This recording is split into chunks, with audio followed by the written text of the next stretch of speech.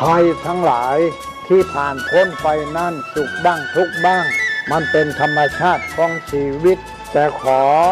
ทั้งวัดทั้งบ้านทั้งราชการทั้งโรงเรียนครูบาอาจารย์ได้สมัครสมานสามัคคีกลมเกลียวอย่าแตกความสามัคคีกันรู้รักสามัคคีประสานกายใจกันไว้เพราะประเทศไทยพระพุทธศาสนาเป็นศาสนาประจำชาติไทยเพราะฉะนั้นคนไทยมีคุณธรรมประจำใจประจำกายรักษากายวาจาใจให้เจริญมั่นคงเพื่อเป็นการผูกสัมพันธไมตรีโดยพรหมวิหารธรรมคือให้มีเมตตาปราณีเอื้ออารีซึ่งกันและกันไว้จะแตกความสามัคคีกันให้สัมพันธ์กายสัมพันธ์ใจในกันและกันไว้อย่าแตกความสามัคคีประเทศชาติเราก็เจริญมั่นคงเศรษฐกิจเราก็เจริญมั่นคงสังคมเราก็เจริญมั่นคง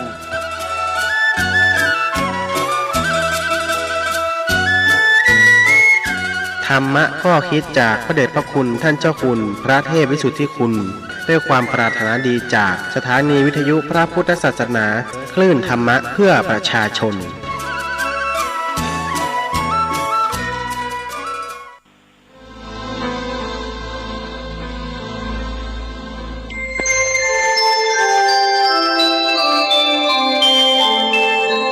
ขณะนี้ท่านกำลังฟังสถานีวิทยุกระจายเสียง FM 104.5 เมกะเฮิรตซ์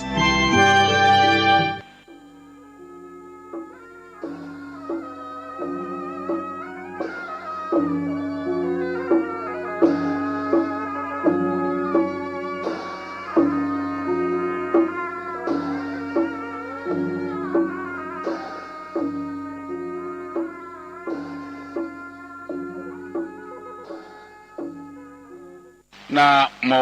ตัสสะภะคะวะโตอะระหะโตสัมมาสัมพุทธัสสะนะโมตัสสะภะคะวะโตอะระหะโต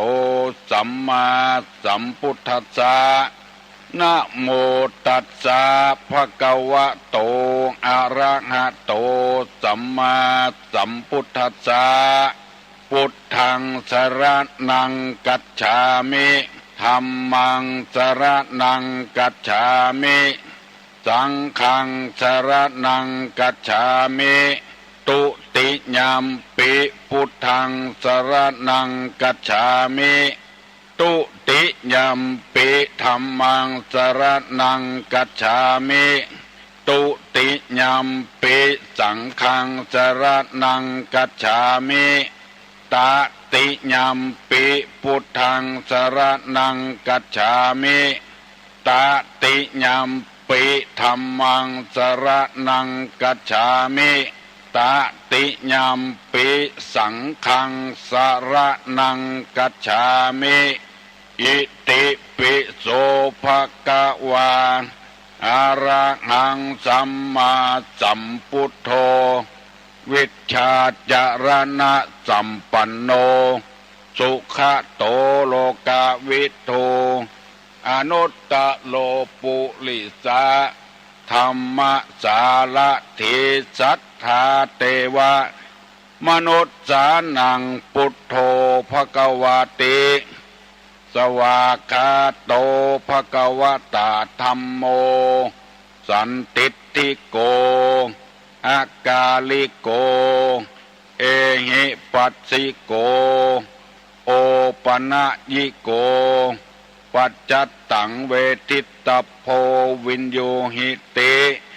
สุปฏิปันโนภะคะวะโตสาวกสังโฆอุจุปฏิปันโนภะคะวะโตสาวกสังโฆญาญะปฏิปันโนภะคะวะโตสาวกสังโฆสามิจิปฏิปันโนภะคะวะโตสาวกสังโฆญะติตังจัตตาลิปุริสายุคานิอัฏฐปุริสา ปุคลาเอสะภะคะวะโตสาวกสังโฆอาหุไนโยปาหุไนโยทักขิไนโยอัญจลิกาลนิโยอนุตตะลังปุญญเขตังโลกัสสติกราบหนึ่งกราบสองกราบสามมาแถมแล้วเนอะมาแถมแล้วกู้เจ้าไอ้อย่างมาเสียงก้องเสียงกองเสียงมองต่ำเข้าเสียงตุเจ้าเทศนาธรรมมาเมื่อเจ้ามาก่อนง่ายมาถึงในบ้านมาถึงบนเรือนมาถึงที่นอนมาถึงเตาไฟมาถึงพวงมาลัยที่ขับรถอยู่มาถึงหูพี่น้อง10 สาวชาวบ้านเปิดวิทยุรับฟังกันกูเจ้ารายการนี้ชื่อว่าธรรมะกับประชาชนนี่ทุกหมู่ทุกเหล่าป่อกาพาณิชย์ข้าราชการตำรวจทหารครูบาอาจารย์ตลอดถึงคนเนี่ยให้เนี่ยสวนคนรับจ้างตลอดถึงพระสงฆ์พระเจ้าเรียกว่ามาถึงหูพี่น้องผู้รับฟังกุคนทุกเจ้าตั้งแต่6 โมงถึง7 โมงท่านผู้ฟังทั้งหลายจะได้รับฟังรายการนี้กุคนที่เปิดวิทยุรับฟังขอขอบคุณกับพระสงฆ์พระเจ้าหลายวัดที่เปิดเสียงตามสายขยายธรรมะเป็นการทำบุญอย่างหนึ่งในบุญกิริยาวัตถุ10ธรรมเทศนาใหม่บุญสำเร็จด้วยการเทศนาธรรมเพราะว่าบางวัดบ่สามารถเทศได้ก็เปิดวิทยุเอาเพื่อคนชาวพุทธทั้งหลายได้ฟังนำไปประพฤติปฏิบัติบางที่บางแห่งได้มาบอกให้ตุลุงว่า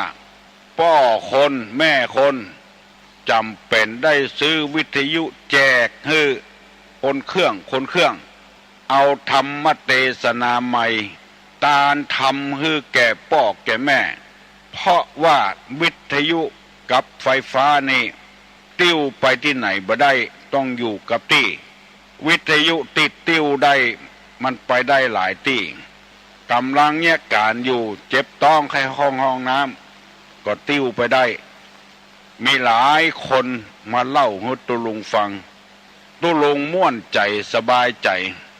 เหมือนกับคนนั้นมาบอกข่าวมาสืบชะตาให้ตุลุงได้ยาวไปแถมมีกำลังใจที่จะนำเอาพระธรรมคำสอนในทางพระพุทธศาสนาแบ่งสรรปันส่วนให้พี่น้องทั้งหลายได้ฟังเพื่อชุมชนจะได้เข้มแข็งขึ้นฮักกันแปลงกันระหว่างผู้ใหญ่บ้านกำนันกับเจ้าบ้านจะได้ฮักกันแปลงกันระหว่างตัวเจ้ากับศรัทธากับตัวเจ้า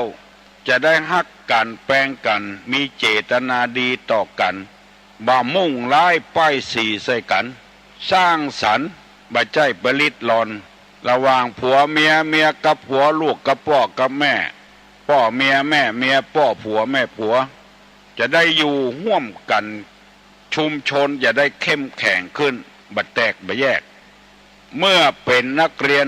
ได้ไปอ่านหนังสือได้บัณฑิตบนแต่งไว้ว่านักเรียนโรงเรียนนั้นพิษหัวกันตีกันบ่อยๆครูเปิ้นก็ห้องนักเรียนหมู่นั้นมาแล้วไปหาไม้ขี้เติงเนี่ยมาคนอันแล้วจำให้นักเรียนหักไม้ขี้เติงที่มีอันเดียว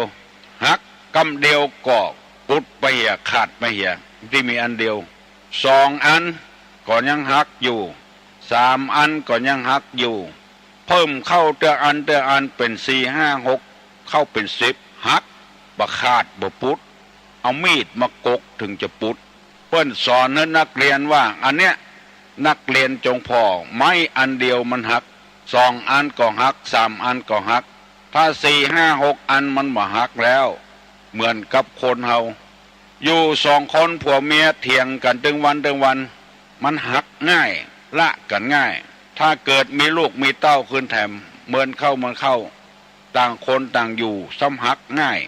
ฮิก็บ่มากาก็บ่ขึ้นเพราะต่างคนต่างจ่ายบ่ได้มารวมกันเป็นก้อมเป็นเกี่ยวถ้ามารวมกันเป็นก้อมเป็นเกี่ยวนี่มันหักมาได้หักยาก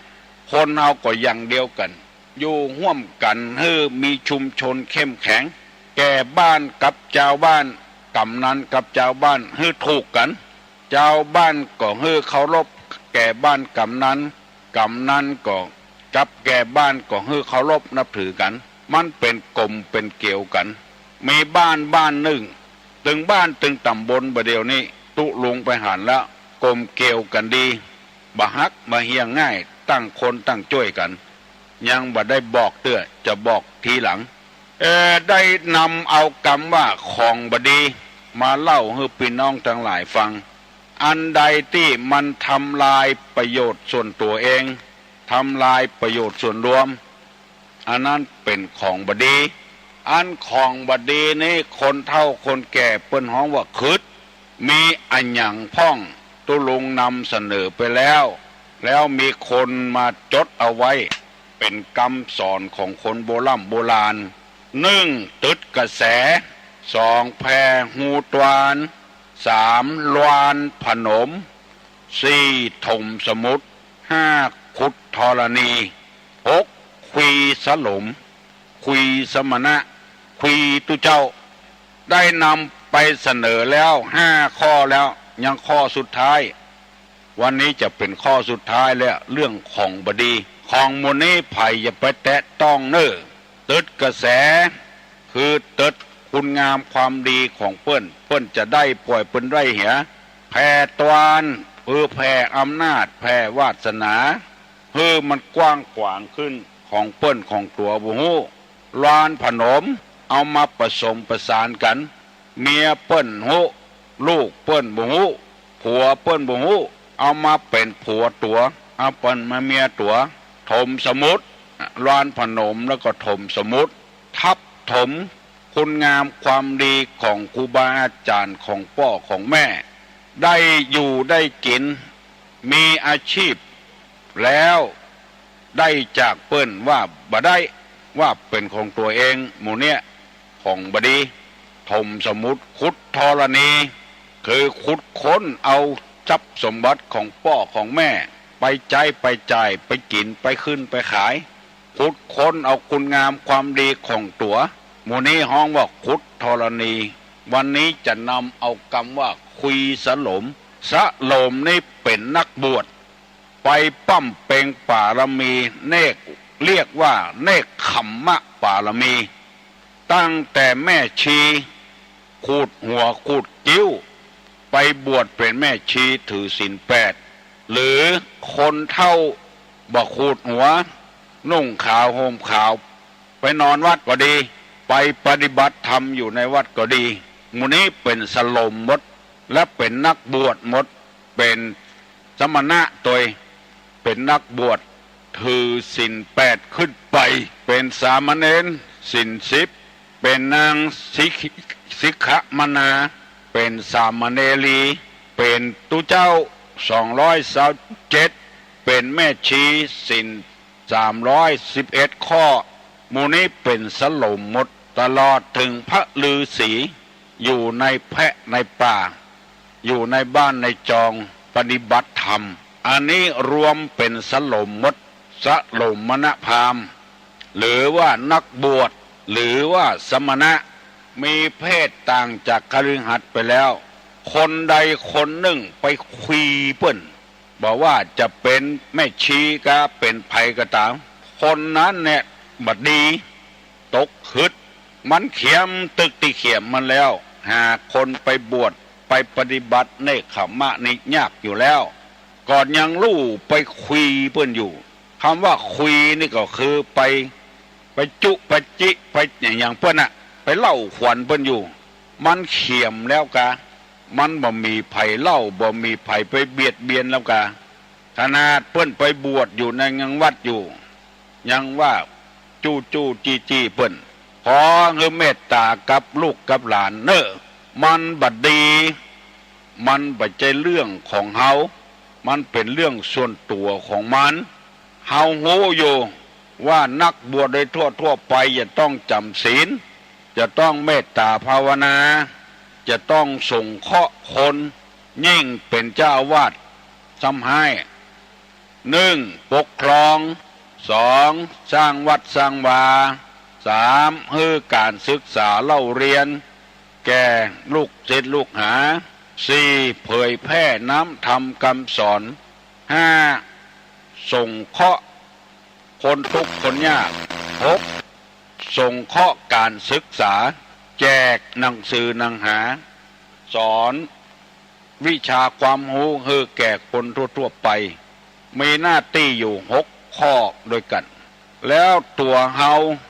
ามีอันอย่างพ้องศีล 5ครบแล้วกาเฮาหันเปิ้นบดีขอเมตตากับพี่น้องทั้งหลายบ่อยมันบดีคนเดียวไปเตอะบัดถ้าไปคุยมันกล้าตุเจ้าตนเดียวติมันบดีมันบ่ใจต่ออันมันมีป่อแถมแม่แถมน้องมันแถมปี้มันแถมน้องป่อน้องแม่อ้ายป่ออ้ายแม่มันแถมถ้าเอาไปคุยมันหมู่นั้นเขาจะตื่นหมู่ที่เป็นพี่เป็นน้องถ้ามันบดีเชื้อใดตึงบัดเดียวนี้ตึงวัดบอกว่าวัดที่ไหนเปิ้นตึงมีกรรมการเนาะป้ากันไปอู้เหี่ยซื่อๆบัดถ้าไปเล่าไปยายเปิ้นมีหูบ่มีบ่หูได้ยินเขาเล่ามาเฮาก็เล่าไปหมู่ที่หนังสือพิมพ์ลงหมู่ที่อ่านข่าวหนังสือพิมพ์เรื่องตุเจ้าบดีนี่อย่างใครขอฝากไว้อันใดที่มันบดีบดักบัดใจว่าฮักหมู่เดียวกันนะ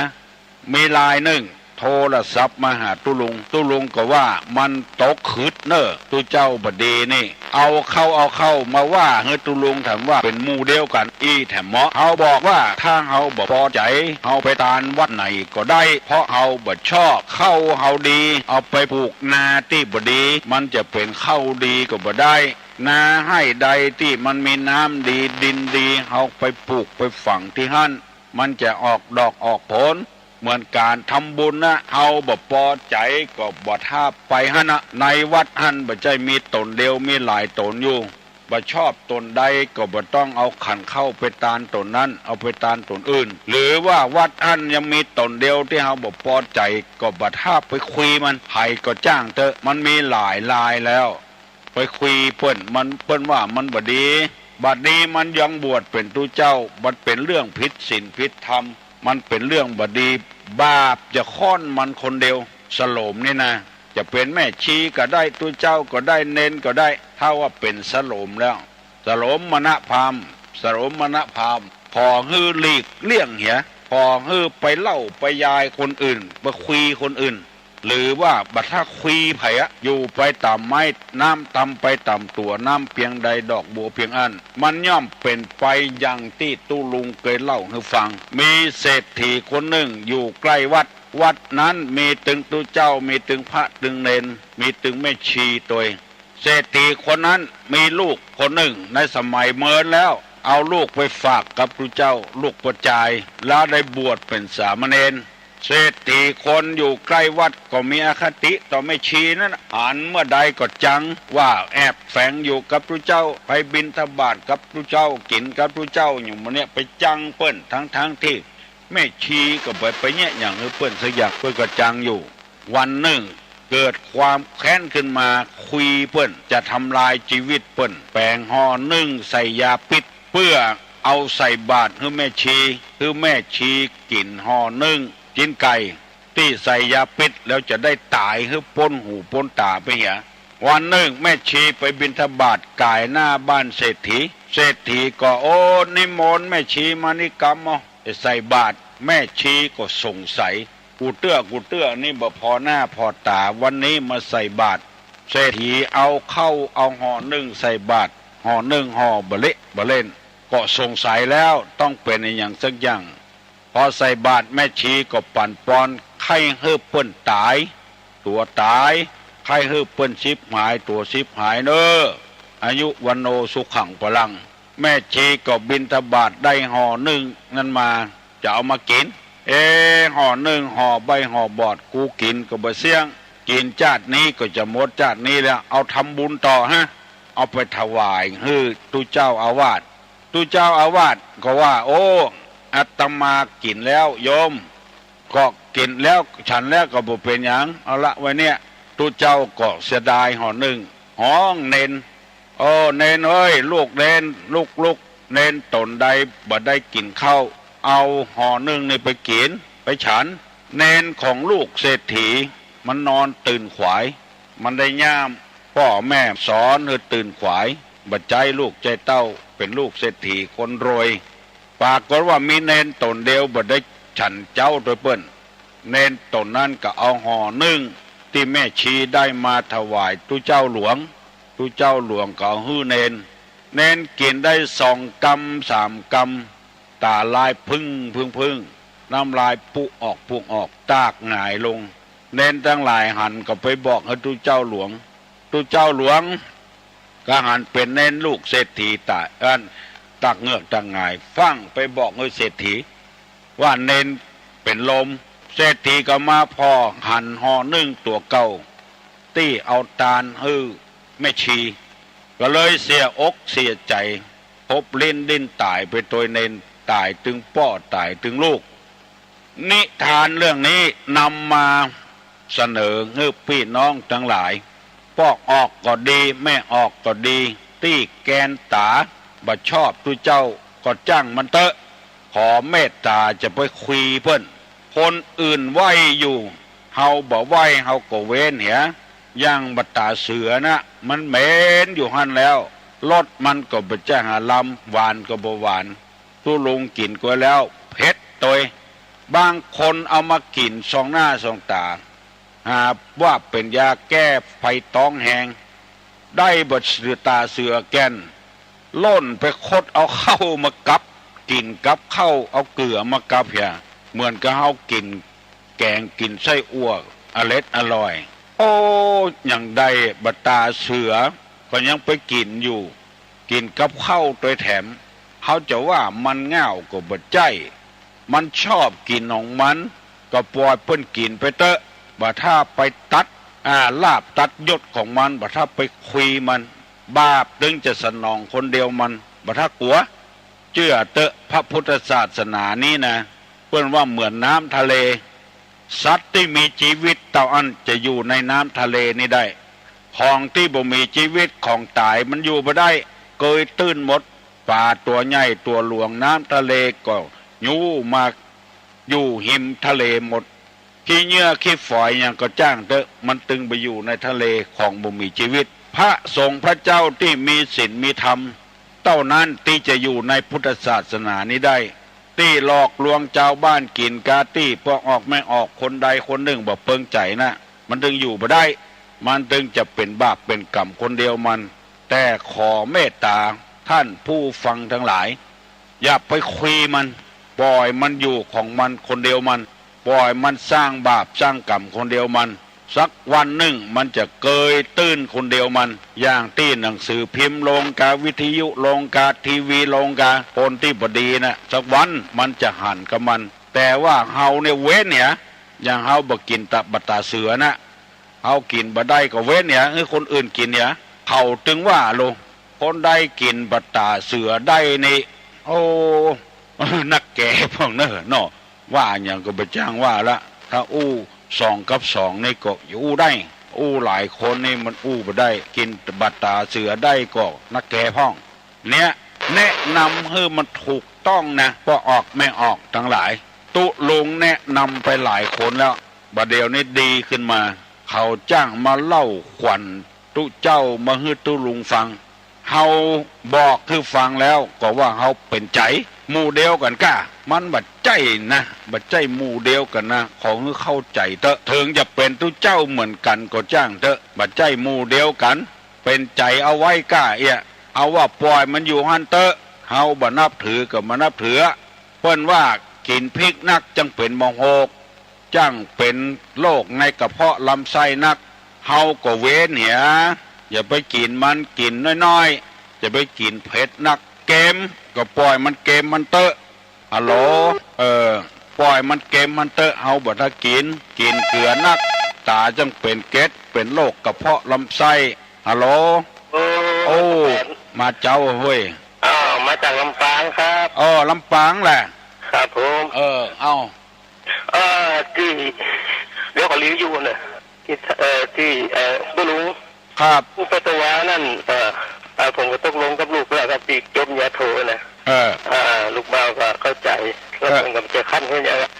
ผมก็จะเจอพ่อแม่มาสักปีนึงก็ผมจะกลับมาบวชอันบอกเพราะว่าน้องผมกำลังเรียนอยู่น้องเป็นเรียนอยู่เมโจเมโจจังใหม่นี่แหละตอนเป็นเรียนอยู่จังใหม่เหมือนกันคนนี้นะเดี๋ยวนี้เป็นอยู่กรุงเทพเป็นคนกรุงเทพคนจะจบแล้วเป็นฟังเป็นเจ้านั่นปอกระคัดก็ว่าไปเป็นแล้วถ้าก็เรียบร้อยก่อนจะบวชแล้วไปจะซึกนะแต้นะได้ยินแต้นะอันเนี้ยขอแนะนำเนอะครับเอาไปสำนักที่เปิ้นแท้ๆเนอะเอาไปบวชที่สำนักแท้ๆเนอะมีวัดมันจะมีวัดจริยวัดดีนะคือข้อมูลที่ถูกต้องเนอะครับผมไปเหมือนจังเลยกับไปอยู่วัดแต่ผมก็จำมาได้นะไปกำศีลอยู่วัดมันอย่างนุ่งขาวห่มขาวไปอยู่วัดที่เปิ้นมีแม่ชีกับมีตุเจ้ามีกรรมฐานนะครับเอาไปหั่นถูกทางถ้าเอาไปวัดบแลมแต้มแตะเนี่ยมันจะให้ข้อมูลเปิ้นบ่ถูกผมมาอยู่วัดมันผมแกยังมาอยู่เลยอาจจะไปอยู่จังไรหรือตัวกรุงเทพได้ไปอยู่กรุงเทพก็ไปวัดแต่บ่พ่อตุลุงนี่ก็ตุติตุลุงบ่ได้กับปริญญาโทเนี่ยทำปริญญาจบแล้วทำปริญญาสาวธรรมะมาตลอดเลยผมจะก้านเลยสอนผมตลอดนะก้านเพิ่นแหละครับแล้วแกอยู่กรุงเทพเพิ่นเดี๋ยวนี้อยู่บ้านจ้ะเปิ้นบวชไปบวชที่ไหนก็ได้เนอะที่มันดีๆหน่อยเดี๋ยวนี้จะคัดแล้วครับแล้วแต่จะได้จะช่วยพ่อแม่สักกี่วันผู้น้องเบาบางไปเรากำลังเห็นอยู่เปิ้นได้ข้อมูลที่ถูกต้องแล้วเปิ้นจะได้เอาปฏิปทานนั้นไปใจต่อถ้าไปได้ข้อมูลที่บ่ถูกต้องในเปิ้นจะเบื่อจะนายมีหลายคนแล้วหนีแล้วมาบวชกับตุลุงเนี่ยไปอยู่กับเปิ้นอุปถากเปิ้นบ่ดีแล้วก็จังทุเจ้าแล้วบ่เดียวนั้นมาอยู่กับตุลุงซ้ำฮักตุลุงน่ะเหมาะบัดจังทุเจ้าละนมัสการพูดครับนมัสการครับอนุโมทนาตอยเนอะธรรมกายเปิ้นจบธรรมกายเปิ้นจบปริญญาโทหมดอะขอประชาสัมพันธ์ให้แม่ออกที่อยู่ตังวัดใจเนอะสีดอนใจเนอะที่ไข่ตาลแดงไข่ตาลหลักคังน่ะไข่ตาลหลักคังบัดเดียวนี้วันนั้นตุลุงได้แนะนำเปิ้นว่าขอเงืบไปตังแม่สายบัดเดียวนี้ที่เชียงใหม่เขาก็มีที่เชียงใหม่เขาก็มีที่ลำพูนก็มีสุดแล้วแต่แม่ออกจะตานอย่างใดใครฮือหัวนะแม่ออกที่อยู่ตังดอนใจสีดอนใจที่จะตานหลักคังนะหลักคังพื้นเมืองเขานี่นะที่มันเสียงม่วนๆนะขอให้แม่ออกสีดอนใจนี่โทรไปที่นี่เนอะเอาประกาศไว้เนอะโทรไปที่ครูบาขาววัดขอนตาลแม่ริมครูบาขาววัดขอนตาลแม่ริมเบอร์01020260422แม่ออกที่อยู่ตังสีดอนใจเป็นคนจีนนะที่อยากจะทำบุญเกี่ยวกับโต๊ะหมู่บูชาเกี่ยวกับระฆังอยากได้ระฆังที่เสียงม่วนๆดังๆบ่ต้องไปแม่สายละบ่ต้องไปกรุงเทพละที่เชียงใหม่เฮานี่ก็มีไปสั่งเปิ้นเนี่ยก่อนสั่งให้เปิ้นจะได้เก็บ ตองนั้นเป็นตองก้องเสียงมันใหญ่ของเฮือโทรไปที่ครูบาขาวเบอร์โทรศัพท์ครูบาขาวนี่นะ010260422ขอแจ้งมาคือแก่โยมเจ๊ตีอยู่ตั้งสี่ดอนใจได้เงินข่าวว่าตุลุงขอเมตตาละคังกับโต๊ะหมู่ผุจาจะเอาไปไว้ที่บ้านร้องขี้ควายบ้านร้องอ้อตำบลสันปีเสื้ออำเภอเมืองเฮ้ยโยมที่อยู่ตั้งสี่ดอนชัยเป็นคนจีนนะโทรไปติดครูบาขาววัดขอนตาลเบอร์010260422ขอขอบคุณเนอะขอขอบคุณถ้าสงสัยจะใดก็โทรมาที่ฮัลโหลนะคะครับเจริญพรอันตีได้เป็นจะเอาไข่บวชนั่นแหละผมขอแนะนำนมเนอร์อันวัดลำเปิงก็ไปกับปฏิบัติจะดีอะแล้วก็วัดพระอาจารย์เตียนอะในวิเวกครับคุณลุงครับที่วัดป่าบ้า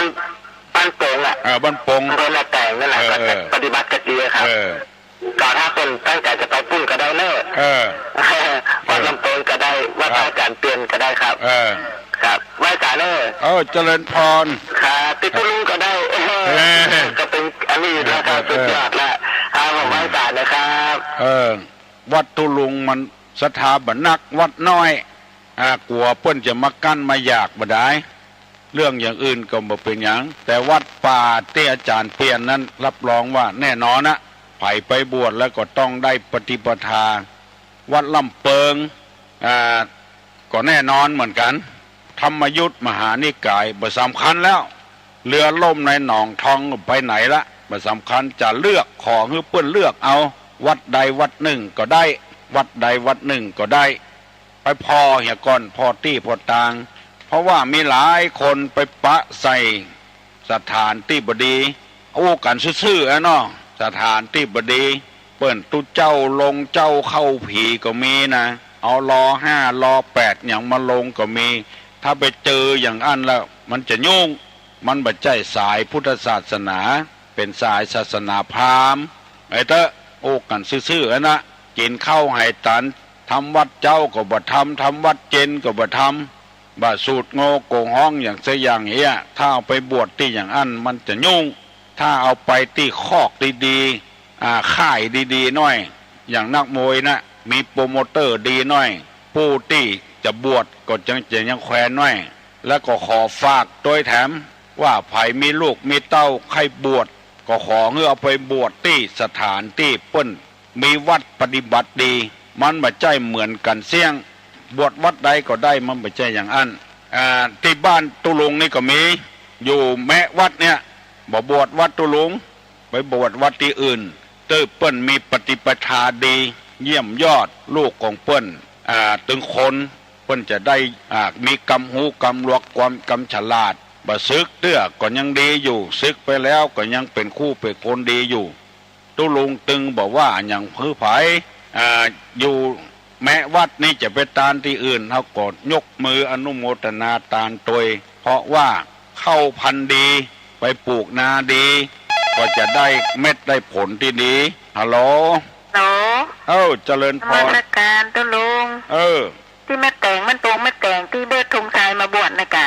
น่ะกะเบิดธงชัยมาบวชเนาะอาจารย์เตี้ยนหลานยังไปอันข้อสมาธิกันหรออันกะเงียบดีตุลุงเงียบดีเนาะแบบเจ้าแลอ่ะเจ้าแลนะกะเจ้าแลหลายคนไปบวชตุลุงเจ้าบุญเปิ้นถึงเนาะบุญเปิ้นถึงถึงวันนี้เปิ้นสอนป้อเปิ้นว่าเรื่องธรรมะธรรมโมนี่ป้อบ่สู้บ่ได้หรอกลำปางบุญหนาจะกล้าแน่เนาะเป็นมหาเป็นอันด็อกเตอร์ปริญญาโทแล้วปริญญาโทล่ะบวชแล้วเปิ้นบ่ซิกแล้วว่ะได้คนดีเข้าบ้านเข้าเมืองเปิ้นก็มีบุญเนาะมีบุญกะตุลุงว่าเงินทองเนี่ยหาเมื่อใดก็ได้แต่ว่าลูกจะบวชจะเป๊กเนี่ยมันซ่อหายาก ส่วนมากนี่ไปได้คนบดีเนอะอู้ซื่อๆน่ะก้าบุญมาถึง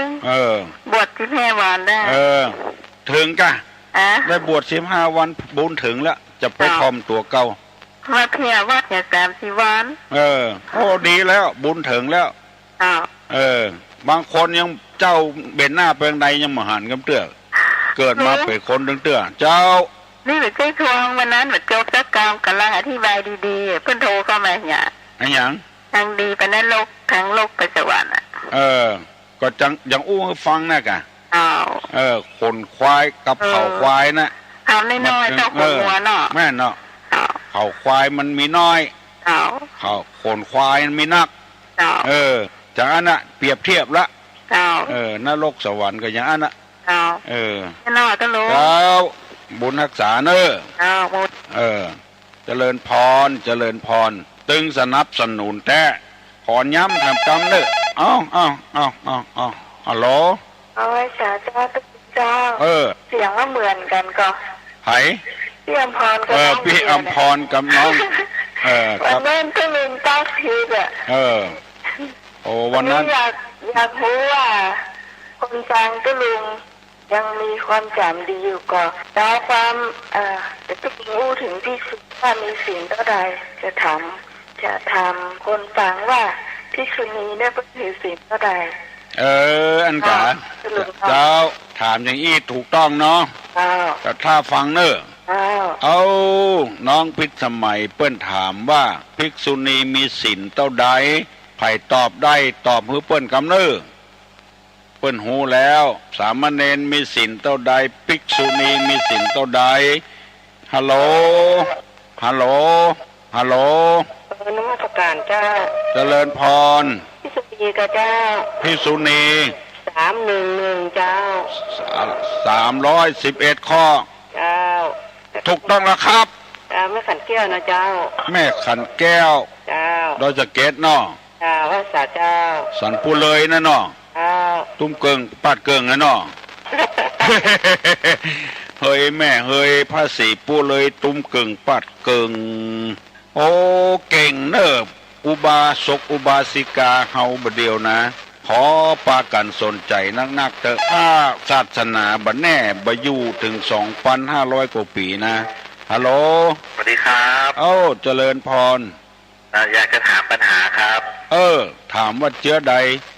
ใครเป็นคนถวายผ้าน้ำฝนเป็นคนแรกครับอันนี้ตุลงยอมเนอะ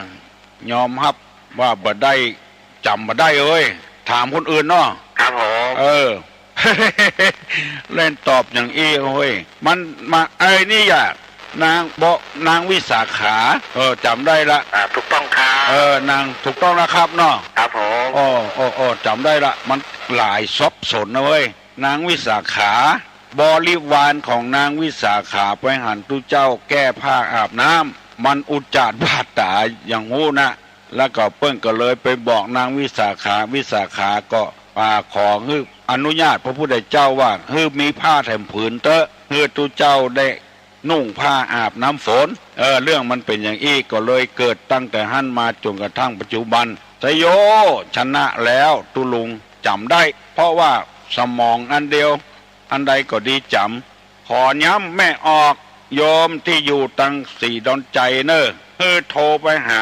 010260อุบาข่าววัดขอนตาลฮัลโหล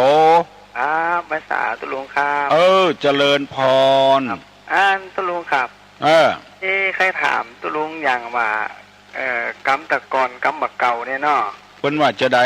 ตอนนี้สายทำใบลานนี่นะครับเป็นห้องว่าสายฉยองนี่มันถึงได้เพิ่นถึงห้องว่าสายฉยองสายที่เอาสุกสะดือทำนะครับผมมันเป็นกำบักเก่าถ้าอย่าเป็นกำของเงี้ยวนะกำว่าสายฉยองนี่นะสายที่เอาสุกหูดือทำนั่นนะครับเป็นกำมาจากไทยใหญ่จะสยองนั่นนะผมก็เป็นเน้นเนาะปัจจุบันสายสยองจับสายสยองนี่นะสายสยองผมว่าสายสยองมันหมายถึงอย่างนี้แต่ก่อนเปิ้นเนี่ยแต่เนอะตัดเอาผมมาปั้นใส่เนาะตัดเอาเส้นผมมาฟันใส่เนาะฟันใส่ กับฝ้ายนะครับเอามาเป็นสายสยอง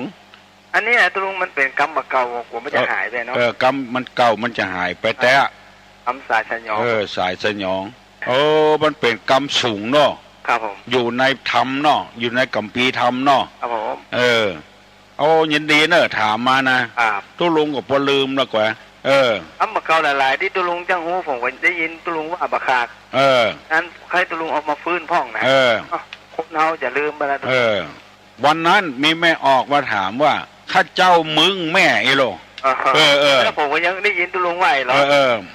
เขาก็งงจัดเหมือน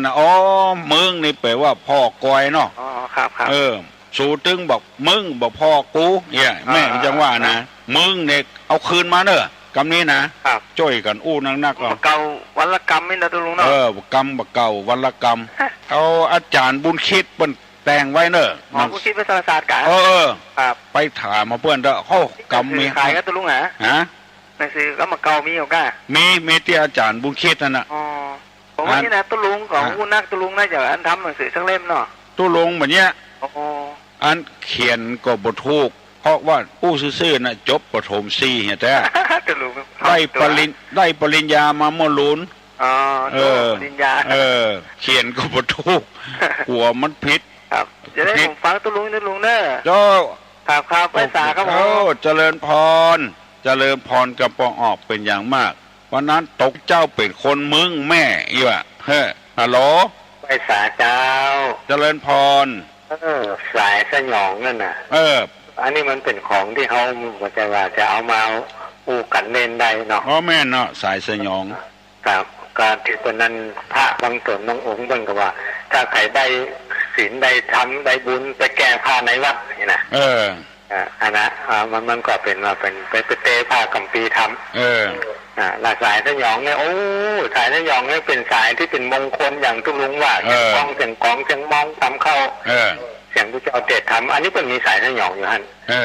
สายสยองนี่เพื่อถ้าบาคนใดได้การทำมีสายสยองแล้วเป็นว่าสยองขึ้นอยู่บนอากาศสยองขึ้นบนอากาศนะมันสูงเนาะของสูงอย่างทุลุงว่านะอันนี้เป็นยังมีอยู่ก็ทุลุงว่ามา2 ครั้งแล้วนะเรื่องมันเนี่ยจำมาใครได้จำมาใครได้อธิบายเป็นไปใน2 ครั้งแล้วนะว่าสายสยองทำเนี่ยปริศนาหรอแล้วนะแม่นเป็นจะง่ายได้ผมก็บอกว่าสายสยองนี่มันกำบัดสยองอยู่ในธรรมบัดสยองขึ้นบนอากาศได้ตัวคำน้ำคำสั่งสอนของพระสัมมาสัมพุทธเจ้าอ่ะสยองนี่ชานน่ะเนาะชานเหาะขึ้นเหาะนั่นสารนั่นหน่อยบินสารขึ้นได้ละนะครับเหาะขึ้นตะกี้นั่นก็ถามมาจากไหนฮะบอกมาได้ถามเปิ้นเฮ้ยเนาะหน้าที่เป็นแบบอันบอกว่าที่จริงน่าถามมันพระสงฆ์เจ้านี่จะน่าจะใบสารแล้วก็จะบอกว่าข้าเจ้าหรือว่าตัวผมตัวข้าเจ้าอยู่ที่ห้านเดี๋ยวนี้ชื่อนั่นเดี๋ยวนี้เนาะตอนนี้เขาจะเขาบอกไปนี่กรรมเพราะว่ามันมีหลายเรื่องหลายราวที่มันจะมาออกอากาศเนี่ยพุทธศาสนามันเป็นสิ่งที่ละเอียดอ่อนอ่ะตั้งแต่ก็บอกใครว่ามีสัมมาคารวะแต่ใดก็มีเนาะแต่ว่าเขาก็ไม่ได้ถือเขาหรอกเพราะเป็นไม่ออกก็ออกแต่ที่นี้นั่นโมฆะสงฆ์องค์เจ้าเขาเนี่ยจะได้ช่วยกันบอกเนาะคือมีสัมมาคารวะน้อยหนึ่ง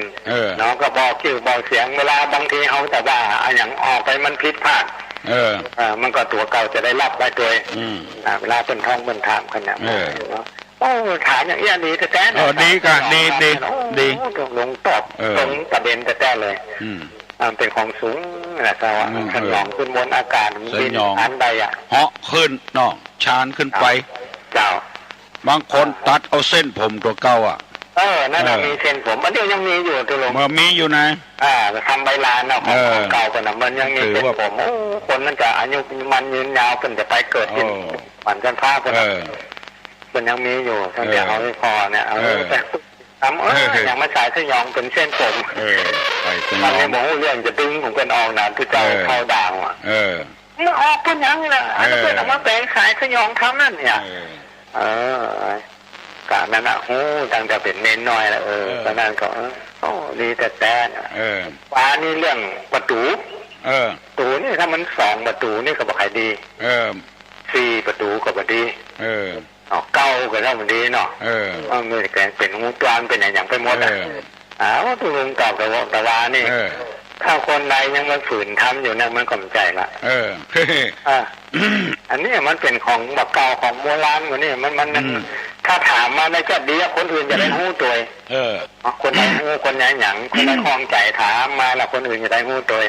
แต่ว่าก็ขอโทษเด้อขอสมมาแทนตุลุงบางทีเนี่ยคนถามนักล่ำตุลุงก็งงไปอย่างตะกี้นั่นน่ะว่าน้ำฝนจำมาได้โอ้จังมาเดียวได้หลักเป็นนางวิสาขาตรง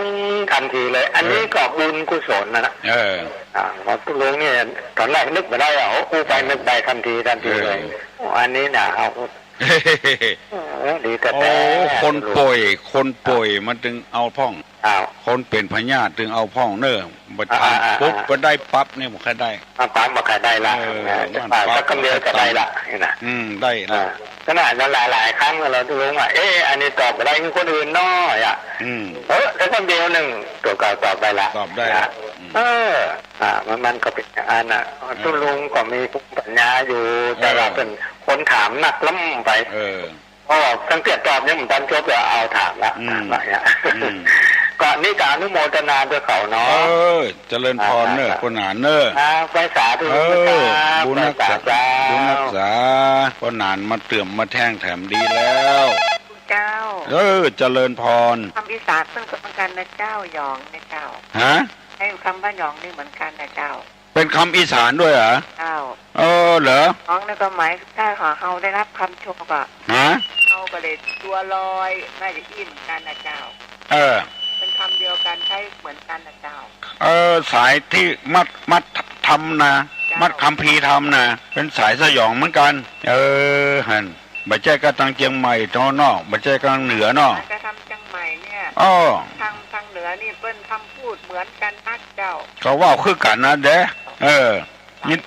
ยินดีกับคุณนายเนอะคุณนายสายสนิทเชื้อชัยเปิ้นก็ฮู้เหมือนกันเพราะว่าอีสานก็ว่าวคือกันนั่นเด้อีสยองเอาเป็นอันดีอันงามเนอะขอประชาสัมพันธ์ทำกรรมเนอะโยมที่อยู่ตังสีดอนชัยเป็นคนจีนนะเปิ้นไข่ตาลธรรมาศไปแจ้ไข่ตาลละครั้งเสียงดังกังวานเปิ้นว่าขอติดต่อที่ท่านขาวเนอะวัดขอนตาล010260422ถ้าได้เงินกาบ่ได้เงินกาก็โทรมาหาตุลุงก็ได้ที่121-058ก็ได้121-0222ก็ได้121-222ก็ได้ประเดี๋ยวเวลาก็จะ7 โมงละหยุดได้ยังวันนี้จะไปโรงพยาบาลนมัสการตุลุงแม่วางเนาะตุลุงเล่าแล้วเข้าใจดีแท้แล้วเรื่องเนี่ยที่ว่าอันนั้นก็แต่ตั้งฐานสมุดจดครูกุศลนีตีโอนั่นแหละมันเป็นกรรมมาเก่าเป็นกรรมมันที่เป็นกรรมที่มันถ้ามันบุดีมันคืดนั่นน่ะมันยังมีอยู่ผมก็แค่ถามตุลุงว่าคำเดียวก่อนเนอจะจดไว้เอาครับคำเดียวก่อนเนอขับปากกาก่อนเอาสัพพะทุกขามทางมาลอมสัพพะทุกขามทางมาลอมสัพพะทุกกรรมทางมาลอมสั่งพระทุกขามทางมาลอมทุกกรรมสั่งมาลอมสัพพะมงคลนั่นคืออย่างที่สองอย่างเนี่ยมันจะมีในหนังสือที่ผมส่งมาให้ตุลุงนะอันไหนไม่นั่นกะครับหนังสือสมมติหนังสือที่ปกสีเหลืองนะสีเหลืองนะครับมีฮะนะกะครับมันจะมีหน้า15เนอะหน้า15มันจะมีหน้า15มันจะมีอันหมดมีฮะนะเนาะเก็บไว้ละมันเป็นของมาแล้วขี่กล่าวไว้ในคัมภีร์โลกบุตรแต่จางแรงสารสมุดสมุดคุกรณีตีอดจดคูกระดูกมุทุกิลาลายปฏิทาแถมเล่าสปะของเก่ามาลอมปริวัติถาถอนแลกลำนั่นหมดตุลุงบอกกันเนาะครับเจริญพรปอกออกไม่แจมบุญไม่แจมไม่วางเอาหนังสือตุลุงก็ได้รับละยินดีตัวเนอะสล้อ99วันพุกเนอะมาหาตุลุง ที่อันเปิ้นบริจาคซึ่งเปิ้นจะเอาซึ่งอันฮัลโหลฮัลโหลฮัลโหล เจ้า ฮัลโหลเจ้าได้ยินแล้ว อ๋อ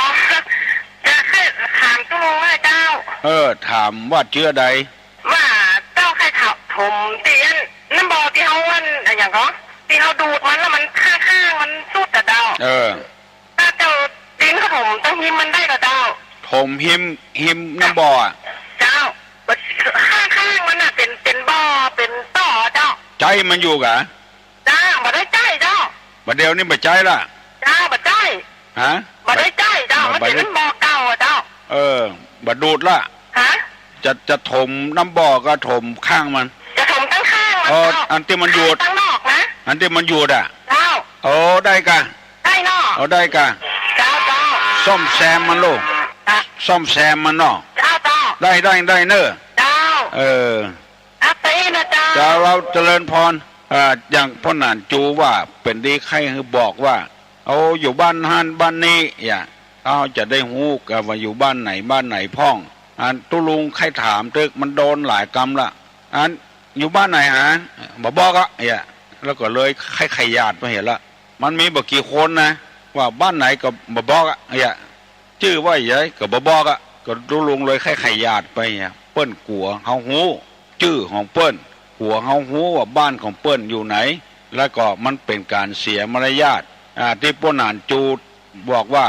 ยังบ่ถามว่าเปิ้นบ้านอยู่บ้านไหนใครถามตึกนะมันมีหลายคนเคยปฏิเสธตุลุงก็เลยใครญาติไปละก็เลยบ่ถามละอยู่บ้านไหนถ้าใครคือดีนี่บอกคือตุลุงมาว่าอยู่บ้านฮั่นฮัลโหลนมัสการครับผมลุงวันนี้จะถามปัญหาคนอื่นเนอะมันจะถามตุลุงนะว่าใครเป็นผู้ทำน้ำมนต์ใครเป็นผู้ทำน้ำมนต์คนที่เอาโคมมันได้เหรอคาถาคมมันเนี่ยน้ำมนต์ทำการมงคลหรือว่าอย่างประมงคลที่อย่าพรมน้ำมนต์เนี่ยค่ะน้ำมนต์นั้นคาถาอย่างตุลุงพรมน้ำมนต์เนี่ยพรมน้ำมนต์คือสะทายครับผมไผ่เป็นคนทำนี่ไผ่เป็นคนทำน้ำมนต์ขึ้นมาก่อนอันนี้ในเก้าเงามันเป็นของพราหมณ์เนอะเป็นของพราหมณ์พระพุทธเจ้าก็ประยุกต์เพราะว่าคนมันชอบเก้าแต่เป็นของพราหมณ์มาเมื่อโลนมาก็เฮาก็อนุโลมเพราะว่ามันแบบเสียหายอย่างนี้เด้อเข้าใจก็ครับเข้าใจแล้วเนาะมันแบบเสียหายอย่างก็เลยทำให้ศรัทธาใจดีได้รับน้ำมนต์แล้วบางอย่างพระพุทธเจ้ากับอนุโลมของพราหมณ์ก็มีเนอะพอออกครับผมบางอย่างนะเพราะว่าศาสนาพราหมณ์นี่เกิดก่อนพุทธศาสนาบางอย่างพระพุทธเจ้าก็อนุโลมศาสนาพราหมณ์กันง่ายๆว่าอย่างตานขันเข้าเนี่ยศาสนาพราหมณ์เปิ้นขุดหลุมแล้วก็เอาปลาอย่างจ้งก็ใส่หลุมแล้วถมอันนี้เป็นการตานพระพุทธเจ้าหันว่าอันนั้นมันเสียประโยชน์มันบ่ได้กินได้ว่าอย่างอนุโลมให้ตุเจ้าเนี่ยฮับตานอุทิศส่วนบุญไปหาคนตายอันนี้ก็อนุโลมตามพราหมณ์บางสิ่งบางอย่างมันเสียของเนาะในศาสนาพุทธศาสนาพราหมณ์ก่อนพุทธเจ้าประสูติเนี่ยเรื่องมันนักใครตานจาดหน้าใครมีลูกดีลูกงามตัดคอลูกเอาลงหลุมไฟเผาใครตานเมียก็ตัดลงหลุมหมู่เนี้ยมันเป็นการทำที่มันถูกต้องพระพุทธเจ้าก็เลยส่งเคราะห์ให้ตุเจ้าได้อนุโลมไปตามนั้นการพรมน้ำมนต์ก็อย่างเดียวกันเนี้ยเนาะครับผมอนุโลมนั้นพระพุทธเจ้าได้ไปโปรดที่เมืองเนี่ยเวสาลีเนาะครับเวสาลีภัยพิบัติภัยพิบัติเกิดขึ้นไปโปรดภัยสัตว์ทั้งหลายแล้วก็เจริญพุทธมนต์นะกันเจริญแล้วก็มีพระเถระส่วนหนึ่งที่มาทำน้ำมนต์ที่เรียนพระพุทธองค์มาได้รู้ว่ามันทำน้ำมนต์แล้วเอาน้ำมนต์ไปพระพุทธเจ้าพรมน้ำมนต์พระพุทธมนต์นั่นกันราชตัววาโจระตัววามนุษย์ตัววาเนี่ยเนาะเอาคาถาเนี่ยพรมไปดีเนอะยินดีเนอะถามอย่างอี้มานะครับอนุโลมตามนั้นเมืองเวสาลีเกิดโรคภัยไข้เจ็บขึ้น วันที่14 กรกฎาคม 2549 วันศุกร์เวลา 8:30 น.พระครูคำมลจะเทศน์ทำเรื่องธรร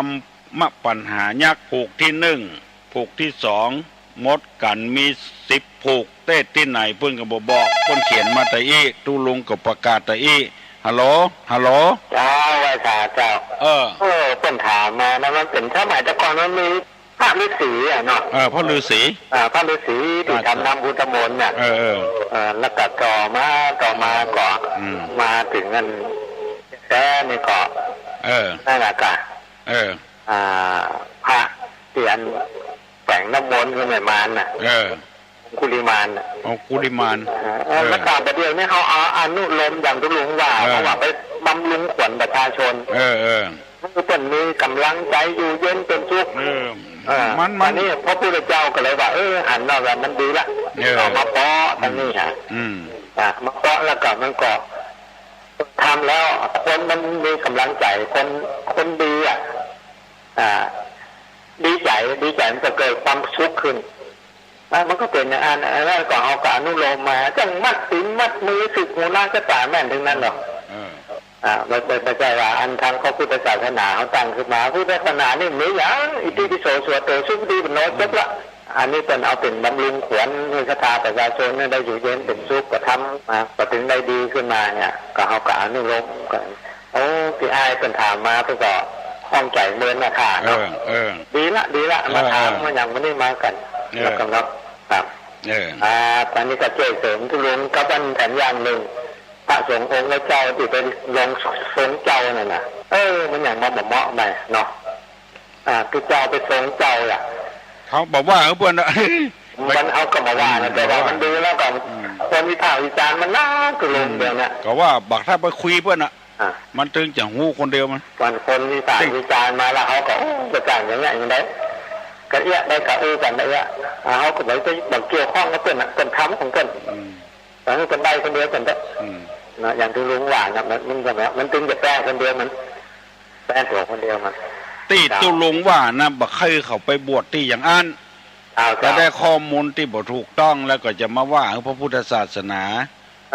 บ่ได้ไปอันตึงแก้เลยเรื่องนี้ที่เขาไปบวชกันนะเอาลูกกันคืนมันจะนักเอาลูกคืนมันจะนักแต่ว่าไปบวชมันนึกว่าตอนแรกกันดีอันนี้วันนี้เป็นเอาแบบผมก็เลยบอกว่าไม่ใช่เป็นเจ้าต้นเราเป็นเจ้าเฮาหรอกเป็นเจ้าเฮาเขาไปหันดีหันน้ำเขาก็ไปบวชกระเต้นทำตอนหลังว่าเป็นวันบดีน่าจะได้ว่าเอาอย่างที่ลุงว่าเนี่ยเป็นได้กระปล่อยกันเถอะเขาก็ทำของเขาไปน้องคำน้องเจริญพรยกมือไหว้เนอตุลุงอย่าปั่นปอนนะเนอสัพปิติโยวิวัจจันตุสัพพะโรโควินัสตุมาเตภวะดวนตรายโยสุขีที่คายุโกภวะอภิวาทนะสีลิสนิจังวุธาปจายิโนจัตตาโลธรรมาวัฏันติอายุวันโนสุขังปะลัง